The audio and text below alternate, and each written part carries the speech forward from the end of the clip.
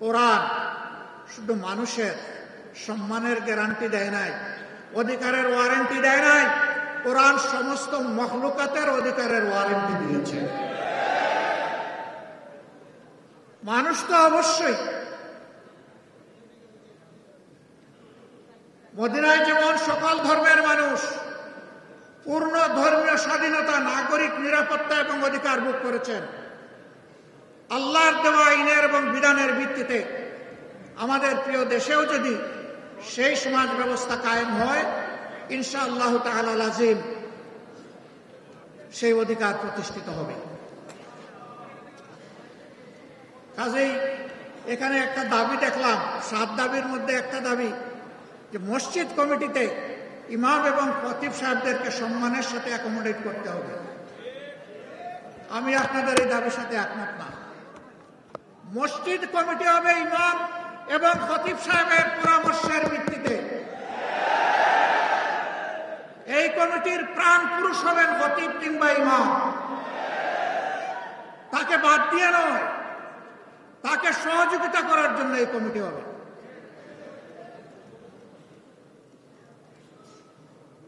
আপনাদের মর্যাদা কি ভাই? আমরা যখন জীবিত আপনারা ইমামতি করেন, আমরা পিছনে দাঁড়িয়ে যাই, আপনারা আমাদের ইমাম। আমরা যখন দুনিয়া থেকে বিদায় নেই, তখন আপনারা আমাদের ইমাম। শুধু ব্যতিক্রম এতটুকু, জীবিত অবস্থায় আপনাদের পিছনে দাঁড়াই, আর দুনিয়া থেকে চলে গেলে আমাদের লাশটা সামনে রেখে আপনারা দাঁড়ান। আপনারা হচ্ছেন ইমামুল হাইয়া ওয়াল মাইয়া, হায়াতেও ইমাম, মৌতেও ইমাম। আমরা এই দিক থেকে কলিজার ভিতর থেকে আপনাদের প্রতি আজীবন সম্মান দেখাতে চাই। আমাদের ইমাম এবং খতিব সাহেবরা কারো করুণার পাত্র হবেন, এটা আমরা দেখতে চাই না।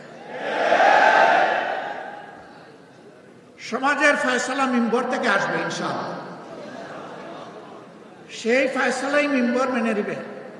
হ্যাঁ, খতিব এবং ইমাম সাহেবরাও মানুষ, তারাও ভুলের ঊর্ধ্বে নন, ভুল তো হতেই পারে। ভুল যদি হয় এর সমাধান করতে হবে সম্মানজনকভাবে।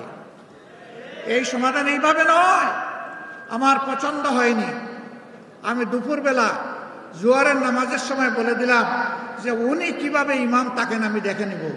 আসরের নামাজের সময় দেখা গেল উনি আর মেহরাবে নাই। আমাদের ইমাম এবং খতিব সাহেবদের জন্য আমরা এমন ফয়সালা চাই না, এমন ফয়সালা বরদাস্ত করব না।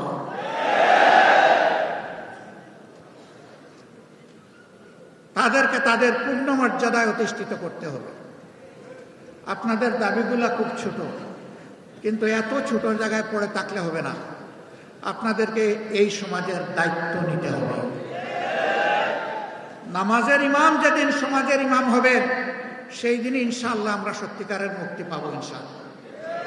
আজ যেমন আপনাদের অনুসরণ করে আমরা গর্বিত, প্রীত, তৃপ্ত, সেই দিনও আপনাদের অনুসরণ করে আমরা গর্বিত, প্রীত এবং তৃপ্ত হব ইনশাআল্লাহ। এগিয়ে আসুন, জোর কদমে এগিয়ে আসুন।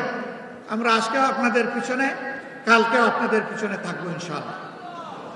এবং আল্লাহ তাআলার কাছে দোয়া করি আমাদের হাসরও যেন আপনাদের সাথেই হয়, পিছনে হয়। নামাজকে আল্লাহ কবুল করে সমাজেও আমরা নামাজের আদলে, আল্লাহর আইনের আলোকে যাতে চলতে পারি, আল্লাহ আমাদেরকে এই তৌফিক দান করুন।